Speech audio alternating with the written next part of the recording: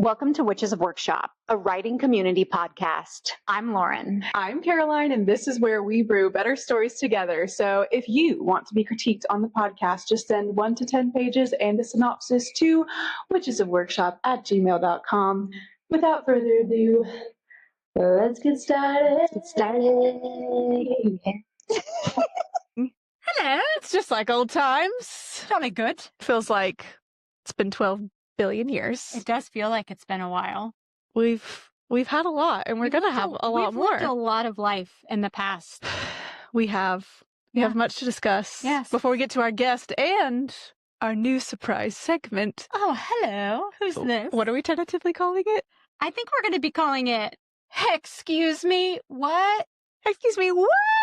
Where we talk about, some news in the writing, publishing world. Correct. And get that hot take. Yeah. But first we got to discuss what's brewing. What is brewing? What has brewed in your cauldron since we last got together? We're talking about our life now. Our life cauldron first. We did some traveling. Yeah. Went to the beach. The beach. And I judge people who go to the beach for their own, if that's the only vacation they ever take. I'm so confused by it. Because you think it's boring or what? It's so boring. And what? It's just sandy. There's sand everywhere. But I have to say, it was exactly what my brain needed. But I'm true neurodivergent, very happy to be back in your routine. Yes. So you liked being bored for this particular trip. It was great. So what was so great about it? Tell them. My children, especially my youngest, who is autistic, it's just, when you travel with kids, it's not a vacation. It's like doing life in another place, right? Mm-hmm. It's there's no break. But at the beach, it almost felt like it because they were so just free to run and dig holes, and nobody wanted a computer screen, and it was lovely. It was lovely. The best. Yeah, it was wonderful. What about you? What's been brewing, as you know, is I was recently in Florida for work. There was not a lot of leisure time, but I squeezed in a solo trip to Magic Kingdom Disney for about 2 hours and 45 minutes on one of the nights. The perfect amount of time to spend at Disney. It was, because I don't know if I told you this, but I had a great time. Rode a new ride, Tiana's Bayou. Highly recommend. Beautiful. Noted. Great little drop on there. But, they always close the park with a fireworks show. Uh-huh. And I had every intention of watching perhaps most of the fireworks show. And then I got up to a spot to watch it, and I just got overwhelmed with the ick. And I was like, it's time to go. And you just pieced out. I pieced out because also you can still very much see them while you're walking, because it's a long voyage back to the parking lot, and I had to work the next day, so I wasn't gonna prolong my visit. I'm all for just dropping something. I used to have a friend that always it made me laugh so hard. If she was ready to go to bed, she'd just go. And I think that's great. And I would be like, what? No, the party's still going. And now I'm like, no, she was protecting her. Exactly. Pro tip: when you go somewhere, go when you want to go and leave when you want to leave. My writing update is quick because I just took an honest to goodness break over the last couple weeks. Yeah. I feel like I just had my Super Bowl for work over the past couple months, and it finally has come to a close. So you needed I needed a little break, because it's not like a do nothing break. It was just I can't. Yeah. I can't. I can't do it. What about you, Mama? Kind of the same. I mean, I haven't really been able to focus on the project right now. So at the beach, I brought out my notebook and hand wrote some brainstorming things for a new project. But I definitely it was just very low pressure, and it was lovely. And are you excited to write now? I am. I'm excited for that story. I'm excited to edit this one, but I can confirm, it's hard though, because your brain is working so fast and your hand can't go that fast. Oh yeah, when you're handwriting. But it was a good. It's good to shake things up. Yeah. And so I feel like I had a little, get out of your routine. So that's what's new. Yeah. We're taking breaks. Okay, should we intro this guest that's about to join us online? Well, today we are so excited to welcome the USA Today bestselling author Kayla Olson. Kayla is a contemporary rom-com author. Her latest novel, The Great Outdoors, comes out June 16th. Yes, her books are full of wit, yummy emotional arcs, and just oh so much tension. Everything we demand from a rom-com. The Christina Lauren described Kayla's ski romance book, The Lodge, as an absolute treat. I can confirm. So please join us in welcoming Kayla Olson.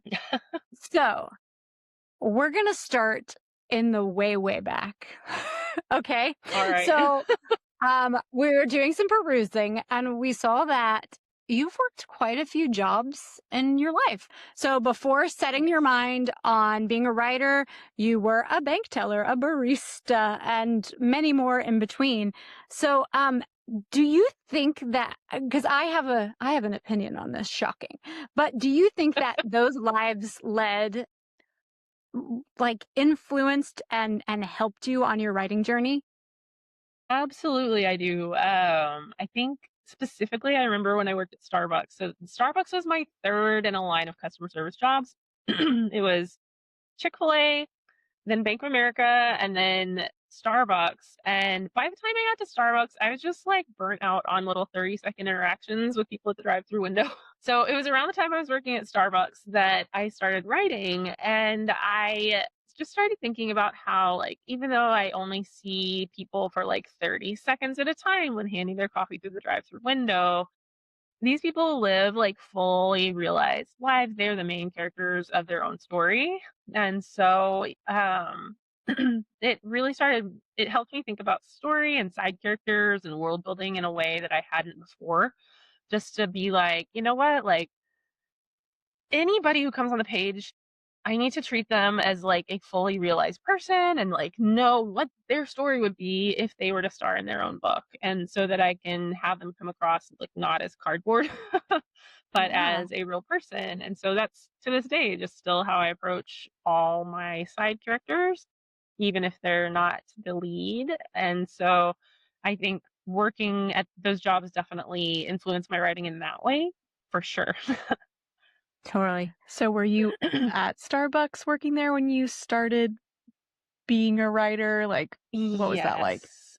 Yeah, it was. So I worked super, super early mornings. I had to be there probably like 5:30-ish, and I would get off by 11, but I was exhausted because I was up so early every day. My husband and I had just gotten married right before I took this job. I quit the bank because I hated working at the bank. It's horrible. And we had the advice from like some friends that said, base your budget on one person's income, and that way, like if one of you gets sick, you aren't both pressured to work. If you have a rough pregnancy, like, and you can't work, then you won't be pressured for money. No pregnancy on the horizon when we got that advice, but like we took that advice mostly as an excuse. I was like, I can't stand working at the bank anymore. Yes, please, we will live in a tiny 1-bedroom apartment, if only to just like get that job out of my life.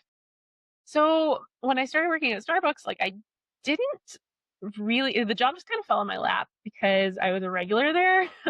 And the manager had just finished interviewing somebody else that was right next to me while I was just like journaling or something. That person left, and the manager was like, Kayla, you come here all the time. Like, do you want to work here? Do you want to get free coffee? I was like, yeah, I would love free coffee, but I can't work nights. I can't work Sundays. I can't work holidays. And she was like, sure, you're hired. Okay, I'll take it. And so I worked that job for probably almost 2 years, but it was mostly because it was just a fun place to be. And it was extra money at the time, even though like we were just living in a tiny little space, since we had already not factored that into our budget. Once my hours started getting cut, and then I started seeing how much, other people that I was working with were relying on those hours, I felt bad for like taking 12 hours a week from people who were like really trying to make ends meet. And so that was around the time that I started writing, and I was exhausted all the time anyway. So it was like, I think I'm just gonna like quit this and pursue it full time. And that advice that we had gotten years before just really came in handy when I started writing, because I didn't feel pressure to sell anything right off the bat, which is good because I didn't sell anything for another like 6 years. But Mhm. yeah, it took a while. Kayla, we'll have to swap stories sometime because I worked at Chick-fil-A and Starbucks as well. Oh my gosh. So So it's you know. I know, girl, and I worked the Wow. mornings too. That was my Yes. preference. And It's you meet tough. some people. Yeah. Well, I You always think do. that customer service is I feel like everybody should have to work it at least some point in their lives.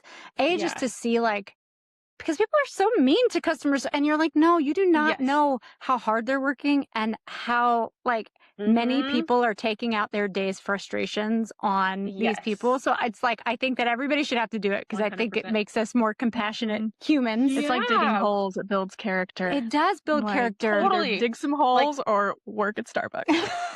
When you see an irate lady throw her mocha at the drive-through window at your friend at 6 a.m. because we had the audacity to charge her for syrup 60 extra cents, you just I mean, that's a start. character. That It's is a a character. character. We had a lot of what led you up here? Right. Okay, you're gonna throw a $6 drink because we charge you 60 extra cents. How does that make sense? The math ain't mathin'. Oh, God. No, Well, it's not. okay. And so yeah. Well, what I want to know is, okay, we did this transition to writer.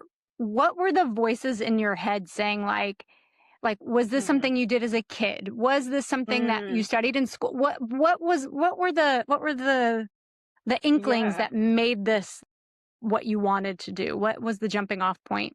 Yeah. So after several years of working customer service, which I feel like is such a valuable job because you have so much responsibility to have your drawer balance, especially at the bank when you have thousands of dollars every day that you're in charge of, or just treating people with kindness and helping to get their day started in a nice way. Those are valuable things, but I felt like they were not using the creative side of my brain. I've always been a bookworm, always been extremely academic.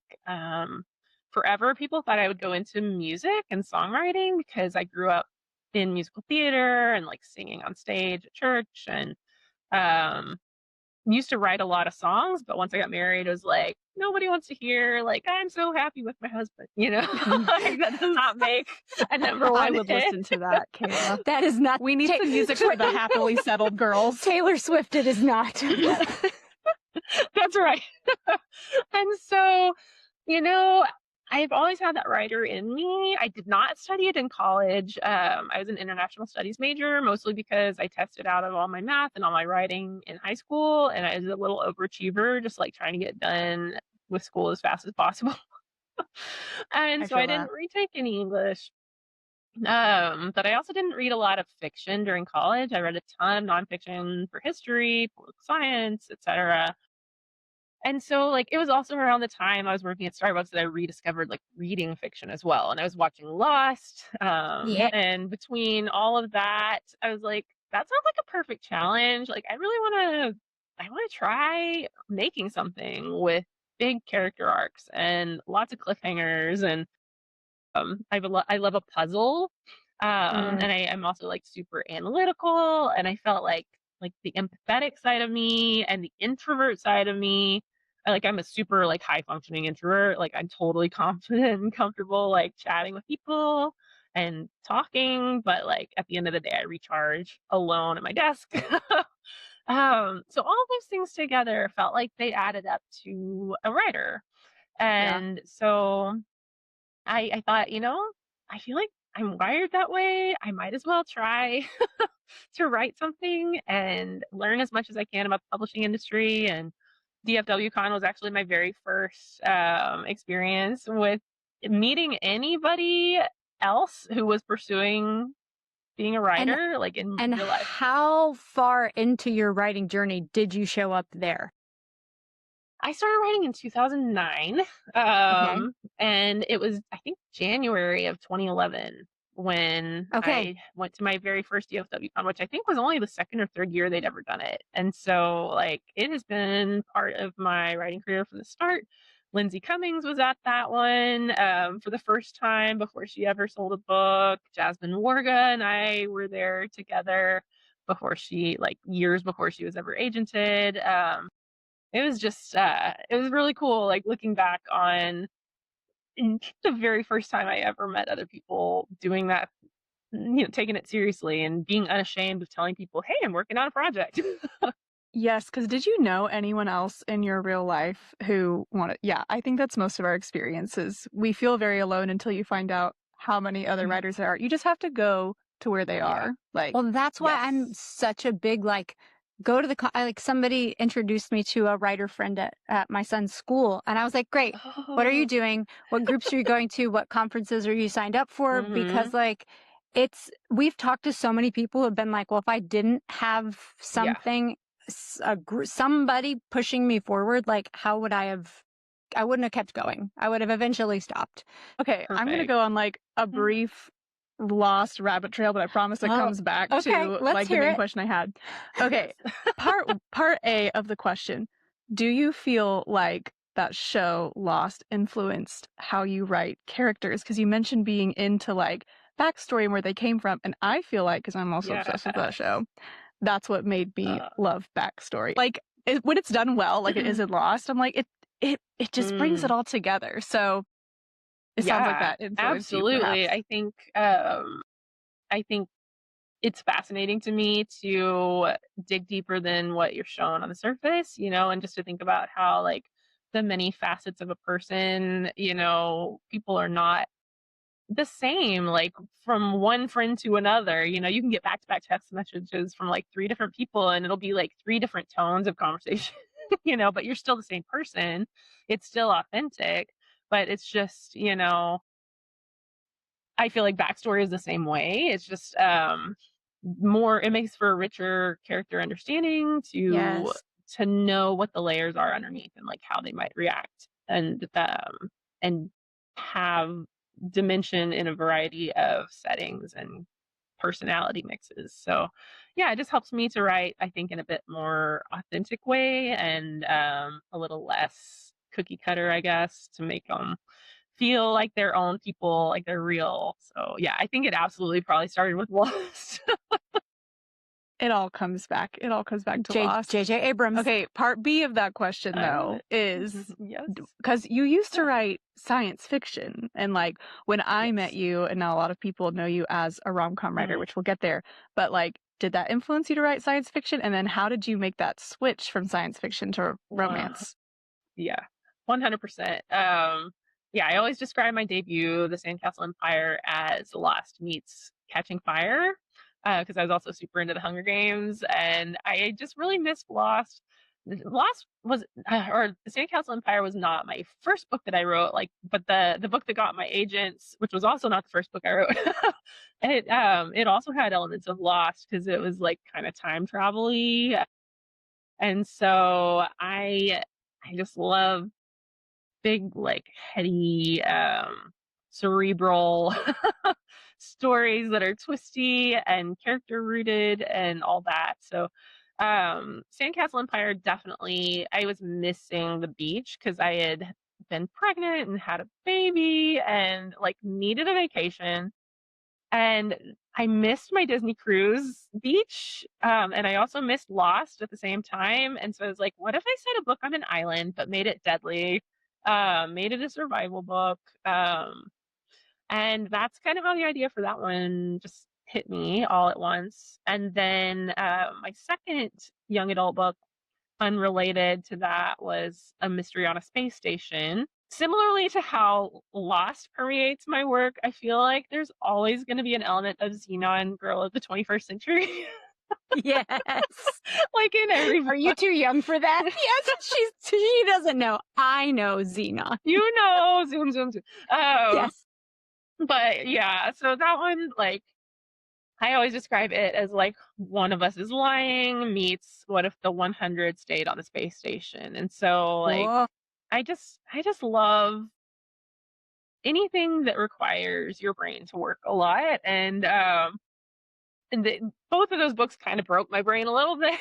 But then when the pandemic hit, like both of those books were also like set 50 hundreds of years in the future.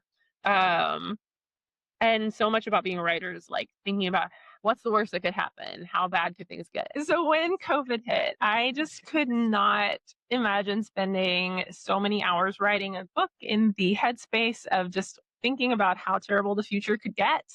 And I just retreated into happy little romance books, just both in my reading and then, well, essentially, I was just devouring tons of like Christina Lauren books and Emily Henry.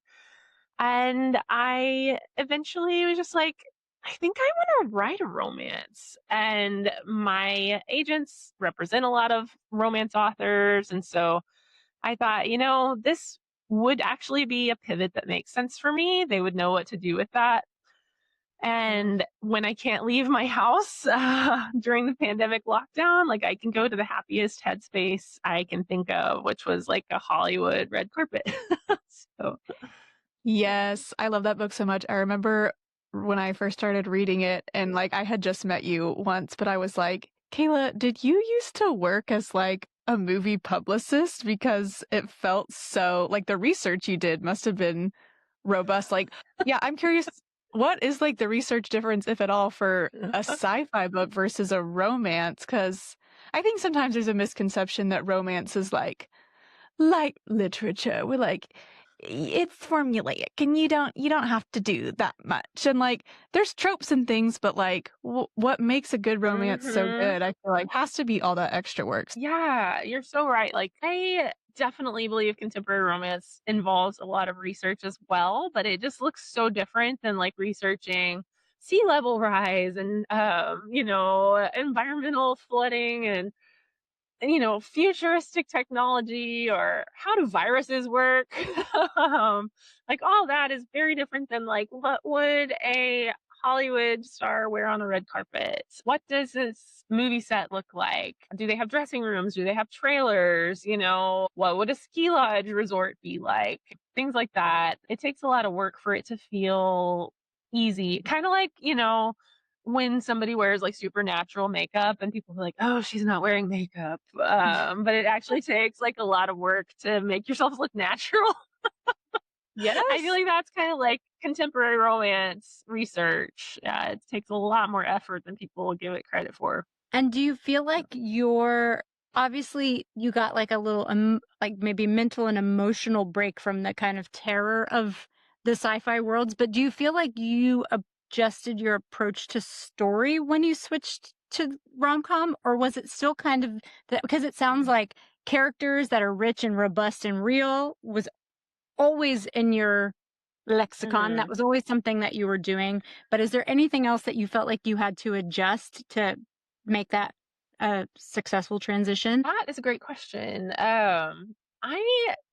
Characters have always been first and foremost, the heart of my stories, no matter what the story becomes on the surface. And so I always describe my young adult sci-fi books. I always think of them as like contemporary stories set against like a sci-fi backdrop because they're not overly like science heavy, but they definitely take place in like a science fiction world. But those contemporary like relational aspects of the story translated really well for writing romances. And my process is still largely the same. I am a kind of a hybrid. I don't plan everything out from the beginning, but I also don't just like pants my way through it. And I like to know the external plot, whether that is, huge and science-y and survival tension, or if it's the story of two Hollywood stars reconnecting. I want the external plot to be figured out. I have a little signpost along the way that I'm shooting for. And then the emotional arcs of both of my main characters or all of my main characters, if it's an ensemble cast, figuring out how to make those have their own trajectory, but then also overlap in ways that enhance the other. So I'd say my process is largely the same, even though the stories are very different on the surface. Yeah. Okay, we sort of answered this in the reason that you transitioned to writing rom-com, but I just always love to ask any romance writer, yay, rom-coms, why do you think readers are so desperate for romance right now and stories with a happily ever after? Because I think people are just chomping for it. Yes, I completely agree. And I feel like people they like just the same way you like mashed potatoes and macaroni and cheese. You like your comfort foods when you're going through a rough time. People like to escape into something that feels safe for them. And I think the guarantee of a happy ending or just the hope of living vicariously through somebody going through something hopeful and new and fresh, as opposed to just the internal anxieties that can translate. I don't know about you, but like whenever I'm reading a book, if I might be just in a really just hyper stressed mood or like anxious or upset. And I'm like, oh, I have been like spending all my time reading this like psychological thriller. Maybe that's rubbing off in ways that I did not anticipate. Yeah, And I think that can like affect our moods and the way we're thinking more than we realize. And so if I'm going through like a tough mental phase or worried about like work stuff or health stuff or anything like that, it does not help anything for me to immerse my mind in something that's only going to stress me out more. And so I think that the tendency for people to want to reach for stories that are comforting and have a happy ending probably goes back to reasons along the same page, that they might not even recognize, but there's some sort of internal craving for safety and happiness and a sense of stability that you get from knowing that things are going to be okay in the end, even if they deal with deeper, tougher subjects along the way. for sure. And that is why my book club, that's been going strong for like 3 years now, we almost always go back and forth between a quote unquote serious book. But when I say serious, I just mean like the subject matter Right, is right. usually more sad, like a lit fic or even a Heavy. psychological thriller. And then next month, we're like, it's time for a romance. Like, Yeah. because it's hard to sit in those headspaces for too It's a long. palette Yes. cleanse. Yeah, like in a Yeah. positive sense. I think some people interpret that sometimes to mean like it's not as quality. And I'm like, no, it's just like the mood and emotional palette cleanse we Yeah. need, which we That's love. so funny. That I just gave a big like keynote speech at McKinney Literary Festival, and my whole speech was on like joy and the whole idea of just like why kind of sometimes how like literary fiction is taken more seriously, and but at the same time like I do take palette cleanser as a compliment because I feel like I like being able to bring joy to people, but I don't love the implication of like that it's somehow less important. Yeah. Like why elevate the things that make us remind us of like the Mhm. pain in the world? Why don't we elevate the things that bring us joy just as much? So Because women read romance, and it's oh, kind of ding, putting ding, ding, down like ding. what women prefer. It's like Um, just because it's popular women doesn't Mhm. mean it's less my important. my favorite, the great Catherine Center, who will be the keynote at DFWCon this year. I go see her every single time she comes into town because I love her. But her whole stance is just like, dude, the world is hungry for hope. Mm, Why is that less than? Like why is that? And love stories are beautiful, and I think if any of these people dissing romance read modern rom-coms that are coming out now, if they're reading your books, if they're reading Emily Henry, if they're reading Abby Jimenez, we're mhm. complicated people with Yes. hard lives, and it's not like oh, it's so reductive to just make it sound like this is just this fluffy thing. No, we're writing like real people who Right. fall in love, and God, it's beautiful. Ah! Yes. I And we love love that. it. But yes, so I um love that. okay, we're gonna switch. We got to switch gears for a minute. We're gonna Now that switch we've had gears. that palette cleanser, so to speak, we got to talk about something a little more Okay, nitty gritty. so we are obviously very big fans of writing workshops. Mhm. And you have a little different perspective, which I think is important to talk about because I think that the journey of a writer is nobody's is the same, right? Nobody. Right. So, I want you to tell us a little bit about the writing groups that you had when you were starting out and why they Totally. were important to you, but also just a little bit with like as your writing career developed, kind of the struggles you faced within that. So yeah, Yeah. hit us with the tea. Yeah. So I would absolutely agree with you that writing groups and writing workshops are amazing and important. I think if I lived closer and didn't have driving anxiety, I would be more likely to like join in. But I've also had some tough experiences in the past. My very first group, there were probably like 10 or 11 of us that would check in on a regular basis. We weren't local, and so it was all internet based. And when you're internet based, things, you don't always read tone and emails accurately. And Sure. we were all kind of starting out together.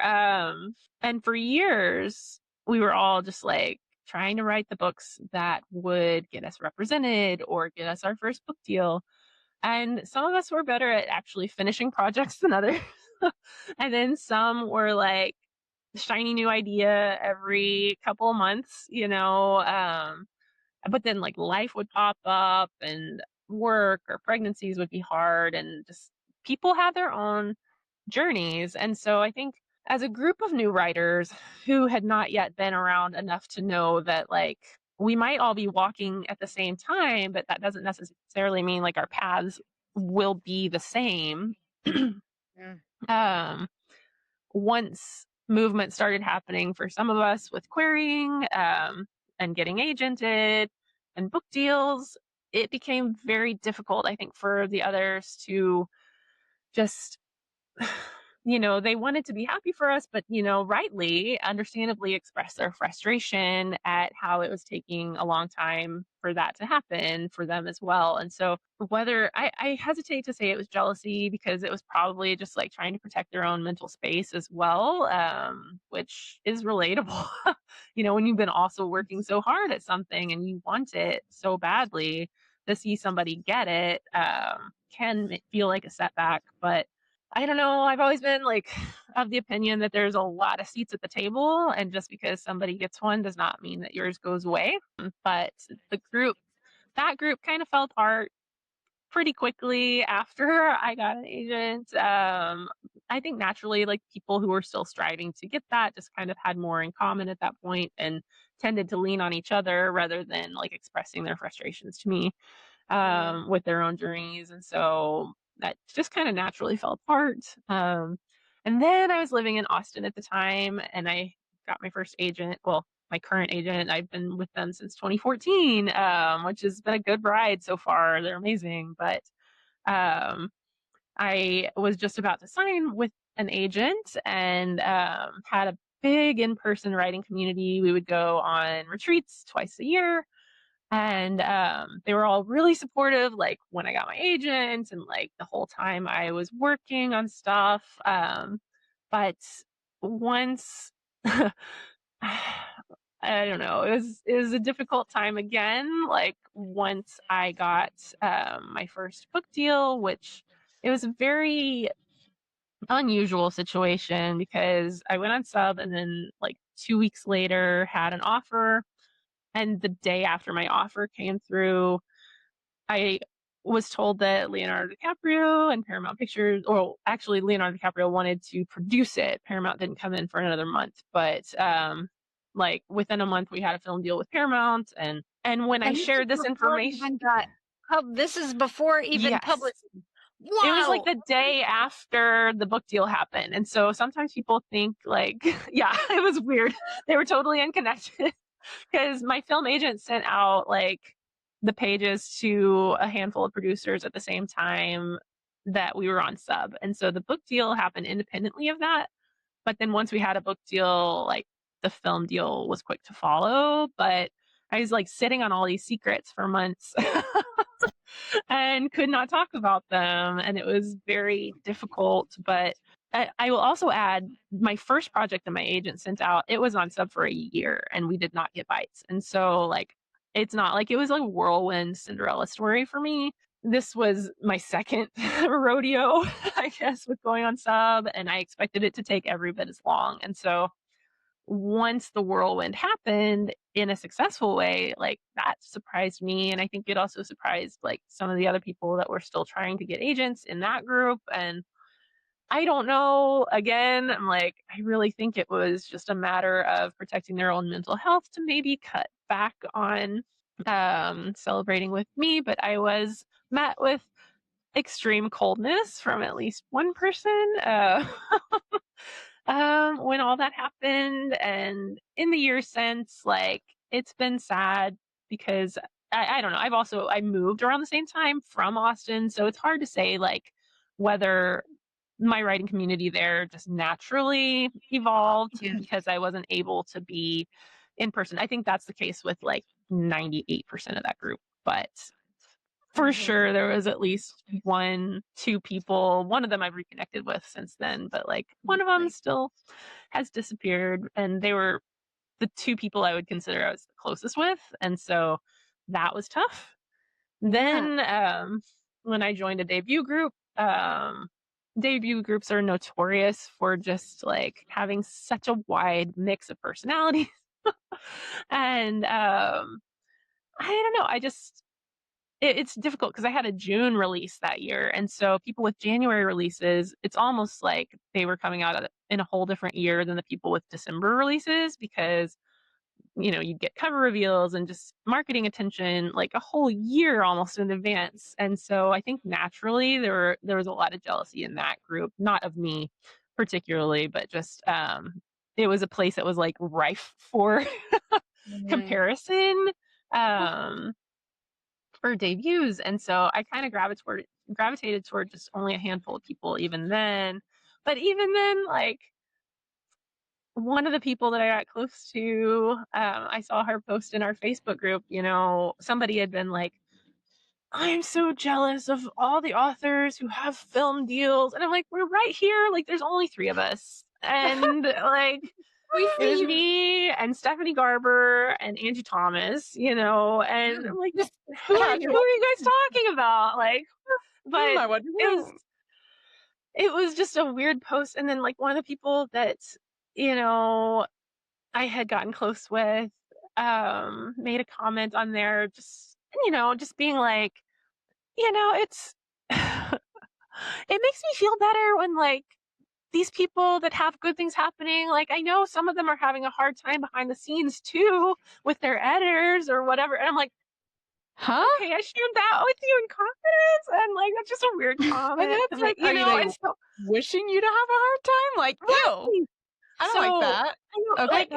I also feel like when there is the veil of the interweb or even the text, when there is that, I feel like people become emboldened to sometimes to just say, because you're like, would you say that to my face? Like, get out of here.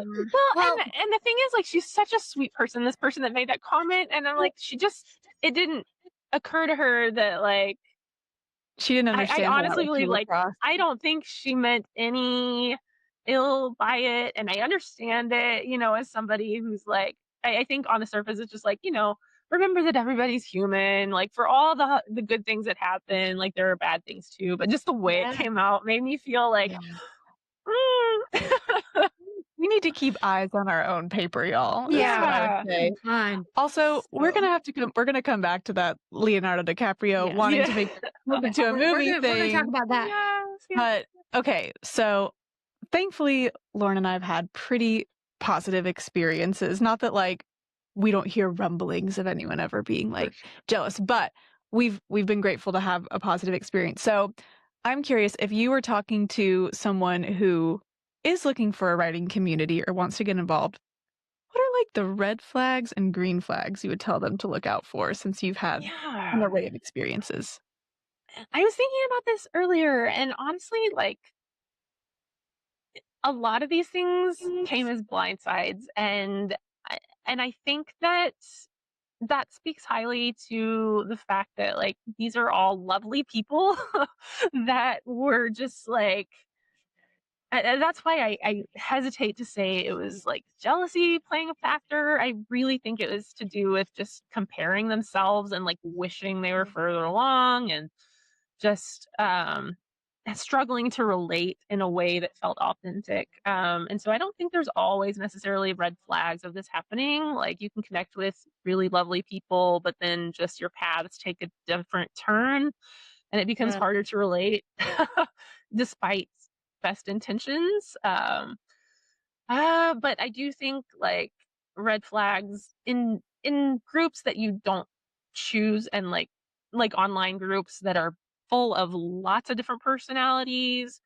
I think the potential for people to not have your back is much higher than like in-person groups that you Right. choose on your own, because the more people involved, the more people you can't necessarily trust them all Yeah. because you don't know them all and they don't know you, and so they're There's not more necessarily. opportunity for Yes, Okay, for this is drama. also why staying delusional is important, y'all. Like, I was having this talk with someone the other day 'cause she was like, "You sound discouraged. Like, let's talk." And she was like, "You need to Oh, be more delusional." And I was like, "No, I think I've been too delusional." And she was like, "No, because if you genuinely believe deep down that like the right agent will find you at the right time, the right book deal will find you at the right time, then you don't care that someone else, or not care in a negative way. Like, you're happy for them, but you don't care that someone else got the agent first or got the book deal first, because you're like, that's great for them because my perfect agent and book deal is coming for me at the right time." yes. And I would say that is 100% a green flag to look out for in the people that you connect with. People who also believe that there are more seats at the table than just yours, and that recognize, like, everybody's path looks different, and it's going to be hard and it's going to be great for everybody at some point. It might be great, great, great for people at the beginning and then get hard later. It might be really hard at first for some people and then take off, but nobody's paths ever look the same. And so I agree completely about like the delusionality of it, because like I also just call that hope, and you're working hard, and who's to say it won't happen for you? How good could Share. things get? Yeah, how good could they Oh, get? that's so good. Yeah. Shared Delulu, I think, is the common ground. Yeah, you Mhm. just gotta. Yeah. Um. Okay, so with all of that happening, what is your process like now writing? So now, obviously, you're not, working within a group construct. Do you, you know, you've said that, like, obviously, we have awesome agents who are reading things. Do we have a trusted beta? Like, who, and how are you getting your books out without? I mean, or is it just you? If it's just you, Kayla, oh my gosh. Okay, It's tell us. largely just me, honestly. At this point, I think the last time I sent to multiple beta readers was for the book that failed on submission. And toward the end of it, like, I got 4 vastly different opinions on things I should change. And same on sub, like, there were like 4 different opinions of like, okay, I love all this, but like, I want it to be change the ending, or like, I love all this, but like maybe not dual POV, and like these giant, like, huge things, and no two person no two people had the same feedback, which told me like, okay, 75% of the people think this is fine. Um and you're just not gonna like check every single person's box all the time. And I think one problem with having too much feedback for me personally was that like my tendency to want to please everybody could sometimes change the story into being something it wasn't or didn't need to be, or it would lead me down paths of doing work that was just unnecessary, because like there's only, so much you can do. And so along the way, as I've had more deadlines that are tighter, and I have become slower and slower at writing and reading and revising, just from a pure logistical standpoint, these days the only people that really read my drafts before I send them are my agents. And they will give me feedback, and then I will send it to my editor. I don't think I had anybody read The Great Outdoors until after my editor read the first draft last year, because I really needed I needed a second opinion on some things. And so a friend of mine read it within like 24 hours just to help give me a second opinion. And same thing later that summer, after maybe the second or third draft, one of my agents read it within like a 24-hour period, just also to give me helpful advice when I was at a point of disagreement about one major plot point with my editor. And so I was like, okay, like I'm reading it this way, she's reading it that way. I feel like there's no way to know what to do without like a third opinion. And so I think part of that only relying on my agents these days is due to me being slow, but it's also like all of my writer friends also have big deadlines of their own, and they're also increasingly slow and pressed for time. And so, like, I don't have time to return the favor to read as often as I used to. They don't have time to read. And so it's just become more and more difficult over the years to just exchange work with people, even though I definitely see value in that. So, Right. Mm-hmm. Okay. So obviously we trust the agents. We love the yeah, agents. You work love with them. some very well-known agents. Um, what can you tell us about your querying process all those years Mm, ago? And yeah. how do you think the process has changed, if at all? And we'll just throw a bonus third question at the end. Any advice for querying authors now? Totally. Yes. So it's been a while since I queried. So I think there's still some evergreen advice that holds true. It's interesting because around that time I had a lot of friends who were published. And so, or at least represented, so I had a lot of referrals, but it, I think it's interesting that my success story came from just a blind query. There were maybe 5 or 6 referrals in the mix to me. I queried only 17 agents. I made a very specific list using Publishers Marketplace. Basically, went through like the top 100 deal makers and read all of their deals to see which projects they'd sold sounded like mine. At the time, I was querying my time travel book that was set in the Texas Hill Country, and it was dual POV and kind of a lyrical writing style. And so anybody that had like time travel, science fiction, lyrical prose, things like that for projects that they had represented or had sold to editors who took on projects like that, I included them on my list. And so when I wrote my query letters, I included a very like personalized paragraph to open, just say, hey, I'm writing to you because you represent, these 3 authors that are similar but not the same to what I have. This makes me think you might be interested in mine. Um, about 5 or 6 of those I had referrals for, but Holly and Taylor, I did not. So it was just a query letter, and they wrote back. At the time I had only queried Holly, but I think Taylor came across my query first because they worked really closely together at the time. Root Literary was not a thing yet, but they were at a different agency and worked really closely together. Um, so they ended up reading and asking for a revise and resubmit. And I knew even from like the notes they gave on that project and the way they communicated them, I was like, I want these people as my agents. They are so smart. They're not asking me to change these these sticking points that I knew that I didn't want to change. All of their suggestions are totally in line with my vision for this, and they seem like great communicators. And so I tackled the revision and I submitted it like 4 months later. And within a week, I had an offer. And so that was really exciting to me. So, and I got a ton of full requests. I think 14 of the 17, which was a That's crazy. amazing. That's a But great percentage, ma'am.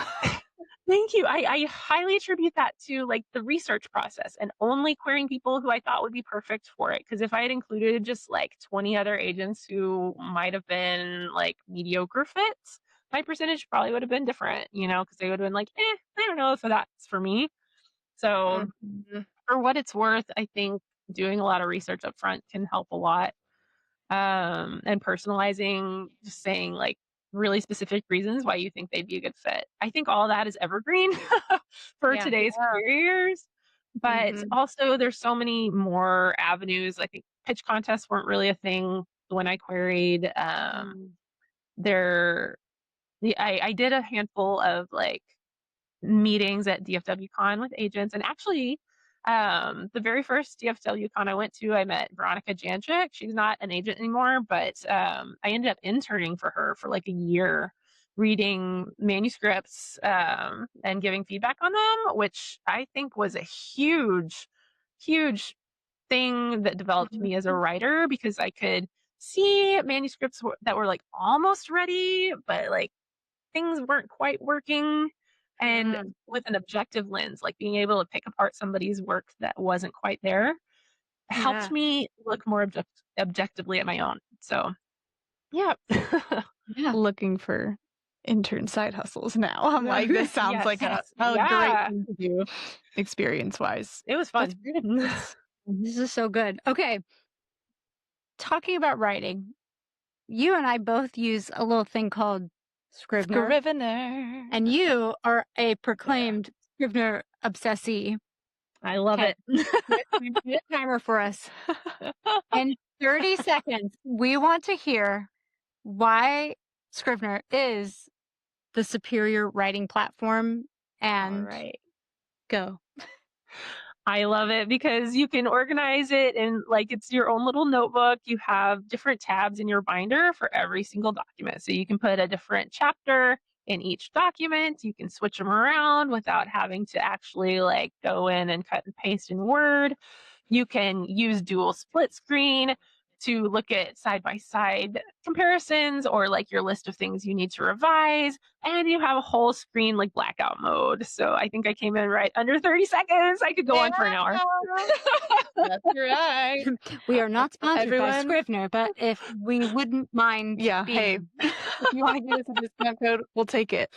Okay, I want to jump back a little bit because I'm so curious. When you dropped this little piece of lore earlier that Leonardo freaking DiCaprio was... Ever heard of him? Ever heard of that guy? Yeah, he hopped in the rights for the Sandcastle Empire 10 years ago now. Is that right? Yeah. So we've heard from some of our author friends who've had similar experiences. We know this can be a long road that may or may not ever come anywhere. So what has this whole process been like? Like, what have you learned that you can share about like that option process? Can you tell us anything about that project? Sure. So that remains the most surreal thing of my life. I was a huge Titanic fan back in high school. I saw it 10 times in the theater. Yeah, girl. 4 of those times were because I lived in a tiny town and they had the oldest movie theater in Texas that they were just reopening. And it had no chairs. And I watched it from a beanbag in the back of the theater after like taking tickets for 4 of these showings. And so it was bring your own chair, BYOC up on the marquee. But yeah, so like high school Kayla was just like freaking out internally when I heard this happen. And I couldn't tell anybody about it because we hadn't even announced the book yet. So they were drawn to like the environmental aspects of the project. I knew it. I was like the climate. I was like all of that has. I knew that's where Leo's little. Yeah, exactly. And so they pitched Paramount, and within a month, it was like the most stressful month ever. I remember just going on walks to try to calm down and like feeling like I was just gonna crumple from the not knowing what was gonna happen. Yeah, and they optioned it, and it was interesting because it was optioned as a franchise, so it would have been like a prequel and a sequel, but my book sold as a standalone. So if you ever read The Sandcastle Empire, the ending feels like there could be more, and that is purposeful, but I also tried to wrap it up as just a standalone. Still to this day, I want to make it a duology at least. I think that would be fun to maybe go back and do that, but at the time, my publisher only wanted 1 book, and that never changed. So fast forward, they had a screenwriter attached for Sandcastle. I believe there was a script at some point, and there was movement on it for a while. But then at some point, my understanding is that there was a giant like leadership shift at Paramount, and they got a new president that came in and just like wiped away all the in progress projects that were from currently in development. And so just wanted to like start fresh with their own stuff. My stuff got caught up in that. Um, we ended up not going forward when they had the option to renew the deal. So we have our rights back because they never actually like shot anything. Which I think I love talking about this because it simultaneously is like the most exciting thing that ever happened in my career and spawned like 15 different language translations. But it's not a thing anymore. But I still, this happens to a lot of writers. Like they'll get a film option and then you'll never hear anything about it because it just kind of goes away. And there's, when the announcement came out, it caught us all off guard because we hadn't announced the book yet, but I think the producers told the Hollywood Reporter about it. And it came out of my bar class, like my exercise class, to find my news blowing up online. And even my agents were like, we did not know like this was going live today. Holly saw it in her Facebook feed.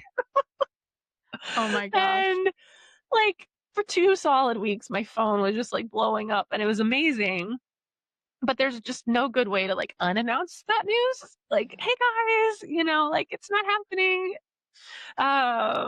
But yeah, that happens more often than you would think. Like things get optioned all the time. But one of the cool things is like you get your rights back and you can option them again if you want to. And I personally think that the format of Sandcastle would make a really good like limited TV series, kind of like instead of just crammed into a movie. I could see it like being lost, like in exploring the backstories. So I thought about trying to write the pilot episode myself, maybe, and see if we can pitch it that way. And I think that would be really fun to pursue. Especially, I've always taken an interest in screenwriting, and so I think it'd be a really cool opportunity to just try.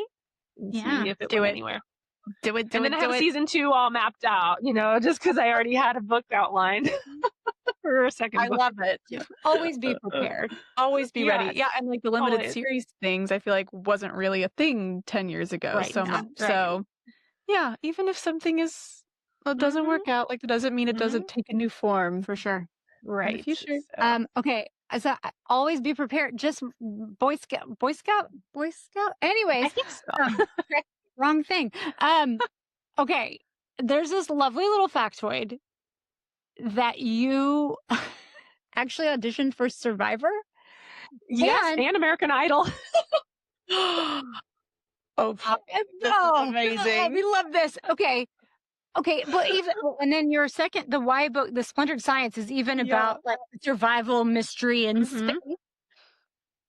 How much of this survival knowledge informed writing The Great Outdoors? Because I feel like it had to, right? Yeah, has to have all of this knowledge, right? And then you have to tell us how your American Idol audition and process. what song Yes. So with Survivor, I've been a fan since season 1. I've watched almost every season except for the ones in college where I didn't have a TV. But and I was so busy during college, I didn't read fiction. But came back to my Survivor roots once I had a TV again, and I think it definitely prepared me for writing The Great Outdoors because I've watched so many Survivor contestants sleep outside and get, harangued by the elements. And especially, one of the things that you see when you're watching Survivor is how close the cast gets, and in just such a limited amount of time. Like these relationships form almost just kind of under a pressure cooker situation because they are in such a unique situation together.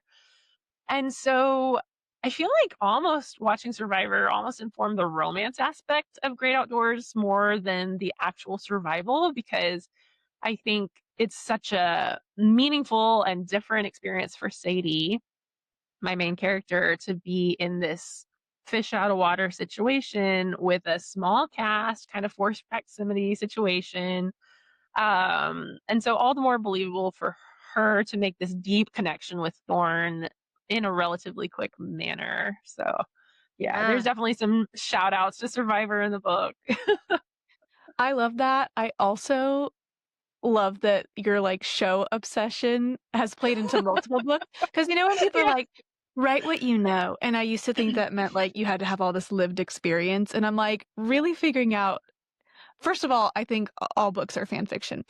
Secondly, and I think write what you know means like write what you're obsessed with. And that could be a TV show. That could be a trope. That could be your hobby. Like, doesn't even have to be stuff you do. It's just like stuff you like. Yeah. So There's a reason coffee shows up in literally every book of mine, including the space book.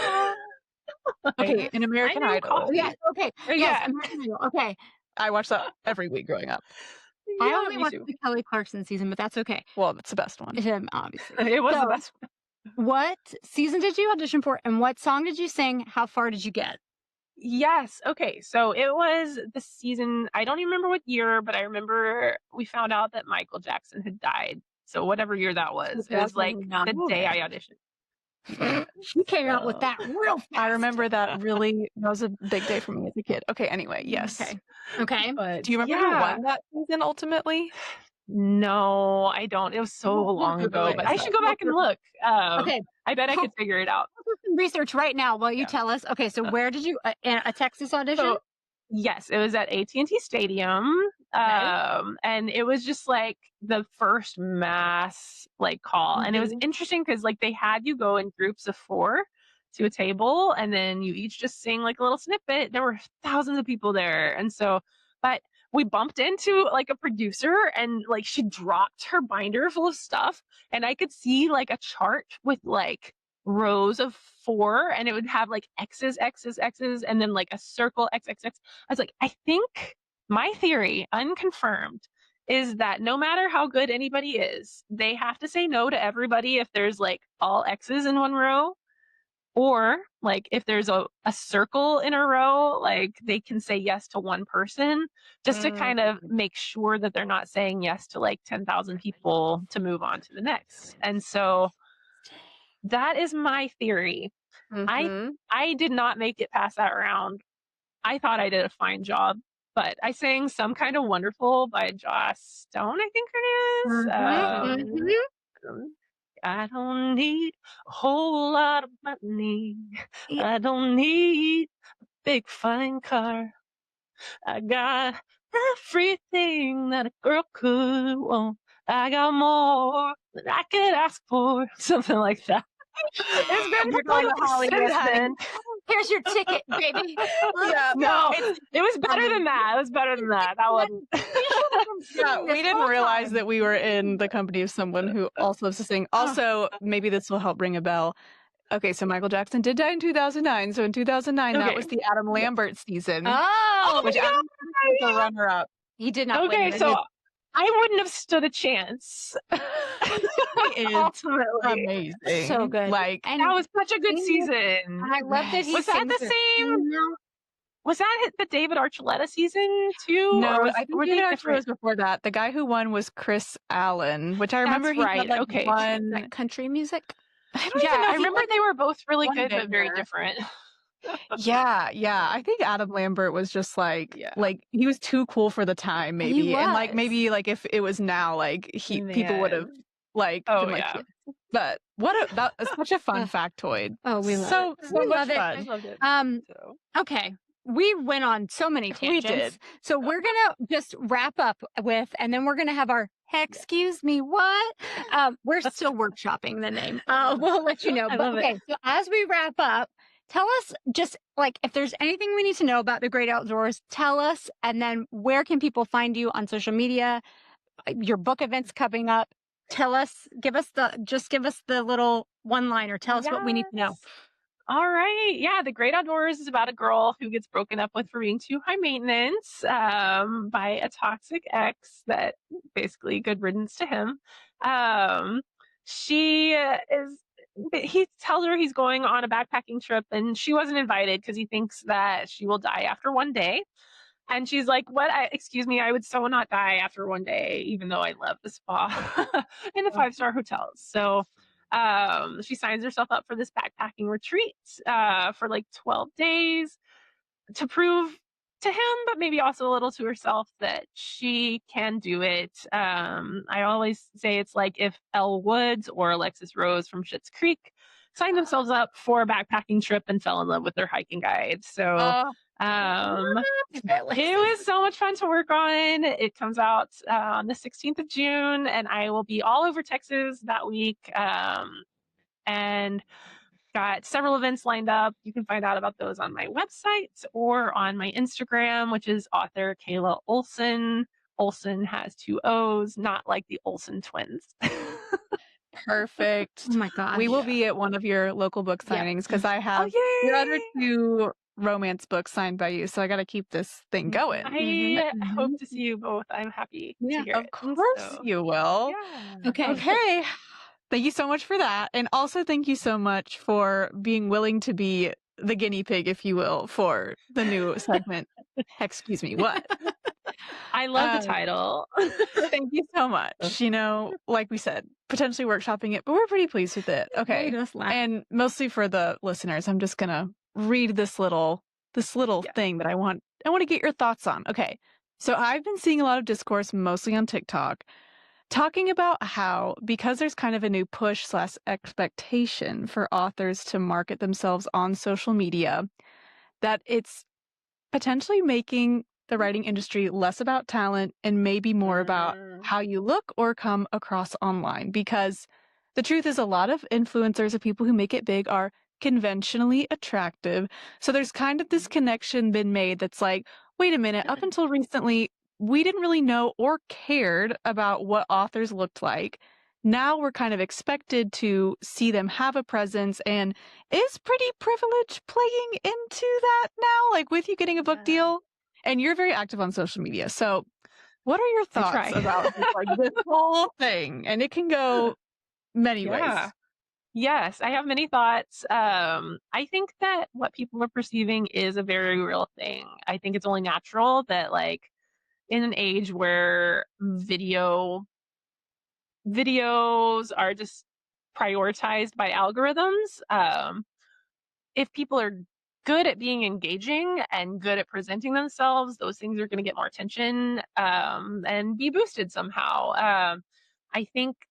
I don't think it's necessarily like a conscious bias people have. I think it is unconscious, but I do think it definitely plays a factor. I think ageism plays a factor, younger, hotter people, they just take off. But that also might be because they speak the language of the people on those platforms better also, and they just kind of know what kind of videos to make that will take off. So I do think publishers more than ever are also picking up people with big platforms like that, because that's the kind of marketing that is working these days. You see a lot of publishers taking on people that were previously self-published because their platforms are already mobilized and doing good things for them. So yeah, but I will also say, I think there's been a shift, kind of a course correction back toward just authenticity, and people don't necessarily want the polished and shiny all the time. The the example that comes to mind, this is probably not what you expected to talk about, but I don't know if you're familiar with Boy Throb, the new boy band that has taken off on TikTok. They had TikTok basically like name themselves. I love them. They are 4 guys. Their 4th member is in India. They're trying to get him a visa. But their music is actually like really good. But for a while, people were like, is this satire? Because these 3 guys that are US based, they're not, I don't know, each of them, they have their own individual quirks. And they don't all look like the traditional, like, polished boy band. Even their dancing, like, they're good at dancing, but it's not like completely like 3 machines in sync doing it. They all have kind of their own style that's sometimes a little awkward in an endearing way, and people have just like fallen in love with them. And I love to see it, because I think it's that like authenticity and like the realness of these people that aren't necessarily like cookie cutter boy band members you know, they are the ones that are starting to make waves. And I think maybe that could be the same in other creative industries as well. People that are not just like what you would think of as like a cookie cutter influencer or cookie cutter, you know, book talker, book blogger, um, people that connect on a real and authentic basis, I think will always have a place. I hope. But whether algorithms play nicely with that or not, I think remains to be seen. Right. Right. You heard it here first. That's good. So show up online, but do it your way. You got to. You gotta do. Yeah, I think we agree that like it's inevitable. It's just the era. It's the era we live in, and you don't want to spend like you don't want to make it more of a priority than your writing, but like. But I Oh also, gosh, yeah. I also think that this idea that having a platform immediately equals agent or book deal is not exactly true. Maybe the huge people who are just like, oh, Mm-hmm. but that translation, I thought having a marketing background was going to be like my ticket. I was like, oh, and I know how to do this. And guess what? Right. They care. Agents look at it and they're like, oh, that's nice. But if they don't love the book, they don't care. Yeah. So I Right.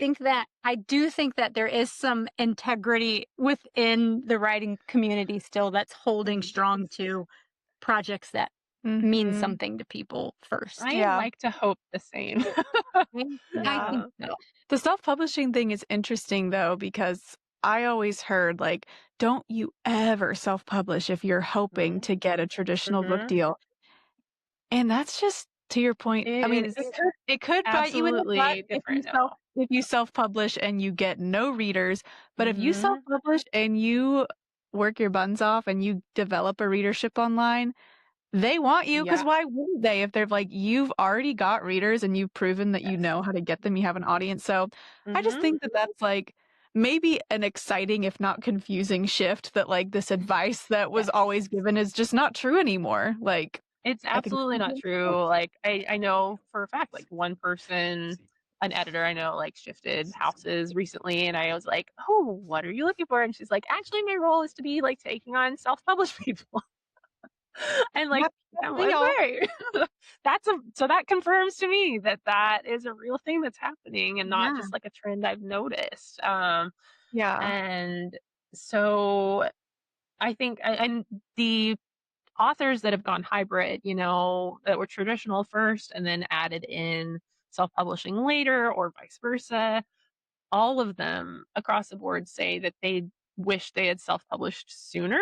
So I think that's interesting to hear. That's their only regret. So the landscape has definitely shifted since I started writing as well. Like, because back then, like, that was the same advice that I always heard. But I think that people online more than ever love to be part of a grassroots campaign. And so if you're doing it on your own, I think people love to support that. And that's where we're seeing a lot of huge books taking off in that space. So, yeah. It's a time to be alive. Amen. We're doing it. Oh my gosh. This has Kayla been so Olson, lovely. thank you so much for coming and talking with us. Oh my gosh. We can't wait This to has see been you in so person fun. at one of your book signings for Yes. Great Outdoors. And everybody, the book is out June the 16th. So Yes. it's time. Pre-order it. Show up at a book signing if you're in Texas. And oh my gosh, thank you so much for being here with us today.